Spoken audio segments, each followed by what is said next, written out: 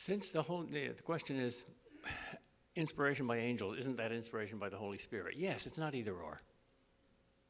It's always inspiration from the Holy Spirit. He's the source of all inspiration, but he often uses angels as intermediaries, just as he often uses us as intermediaries.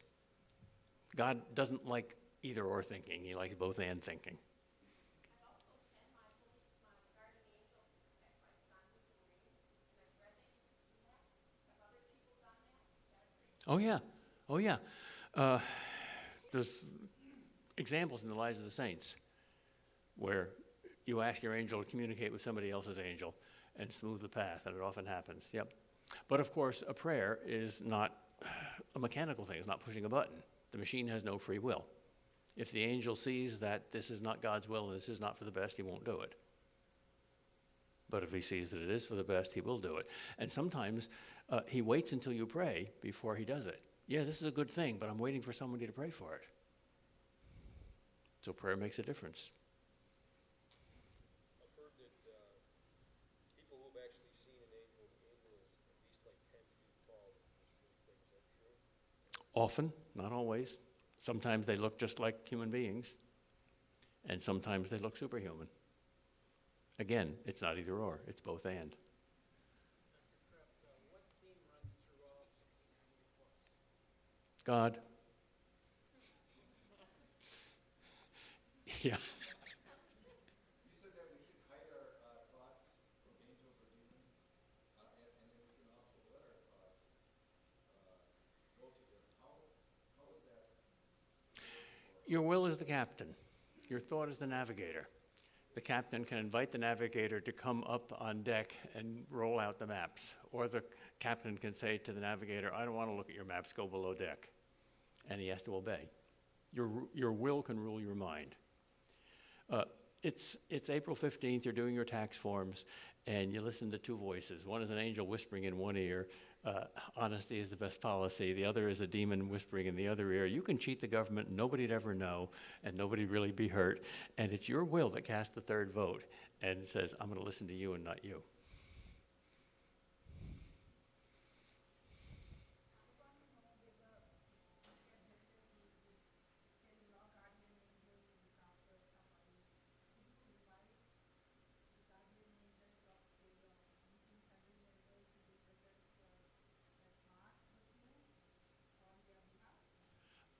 That's an interesting question. I never thought of that. If you can ask your guardian angels to go and protect other people, can you invite other people's guardian angels to be present at Mass or wedding or something? I see no reason why not. I don't see anything wrong with it. I don't have the authority to assure you that that is right, but I see nothing wrong with it. Angels respect hospitality. And even though angels don't have the kind of community that we do, namely by blood and family, because they have no bodies, yet they have a profound unity in doing God's will, a vertical unity. So they've got a stronger community than we do. And even though they're very individual, each angel is very, very different, so much so that Thomas Aquinas calls each one a different species. Like, it's not one is laddie and one is lassie, it's one is cat and the other is dog. Nevertheless, that community is functioning in perfect harmony. So I think that's a perfectly appropriate thing to do. If we have an angel assigned to us,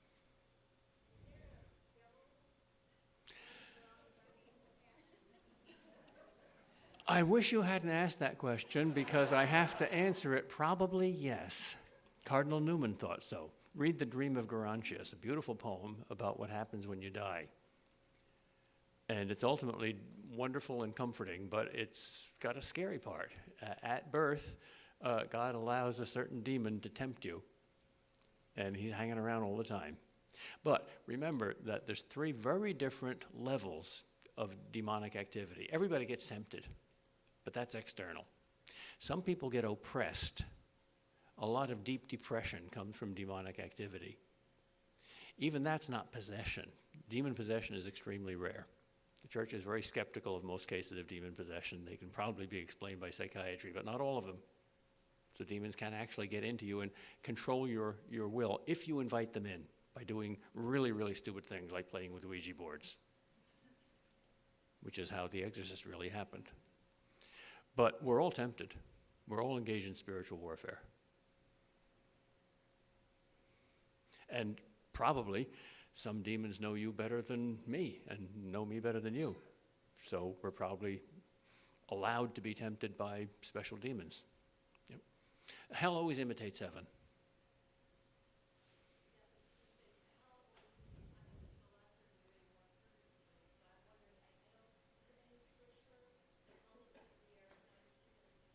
No. No. That notion that we each have a particular demon is what the Eastern Orthodox call a theologumena, namely a reasonable and permissible theological opinion, which might be true and might not be, but it hasn't been clearly defined. But the book of Revelation, the very structure of it, is always in parallel. Evil can only be an ape, an imitation, a perversion of good. It doesn't have any independent power. So it's very uncreative. The same old temptations that go back to the Garden of Eden. Satan keeps doing them. God, on the other hand, tempts you, although that's not the right word, in new and creative ways. God's the creator. Devils create nothing. Yes? Ladies first. So when angels and demons like engage in spiritual warfare, is it possible for the angel to lose? Yeah. Even the Yankees don't win them all. But of course, that's the evil empire. We won't get into that. Although I think I saw an angel in right field on October 2nd, 1978, putting that ball in Lou Pinella's glove that enabled the Yankees to beat the Red Sox in that one-game playoff. And that is the culmination of my novel, An Ocean Full of Angels. That's where I got the idea for the novel in 1978. What? Go on. How is our sin affecting our guardian angel? Ooh, it's making him very sad, and it's making his force over you weaker, because every sin is compromising with the enemy, allowing a spy to be planted in your life. And if we realize that sin and virtue aren't just human things, but supernatural things, we'll be much more in love with virtue and much more afraid of sin. And that's not just a mental trick, it's true. It sometimes seems like certain people are tempted to do certain sins, or like it seems like one specific sin is more hard for them. Yeah. Would that be like each demon has kind of a certain sin or something associated with them that's stronger that they can tempt you with? Sure, they're good psychologists. And so then on the other hand, like your specific virtue that you have the most There's no specific virtue. You need all the virtues. It's like health. Every organ has to function right. Just one goes wrong and you're dead. So that would be more like gifts then are associated with angels, or Yeah. I think demons are specialists, whereas angels are generalists.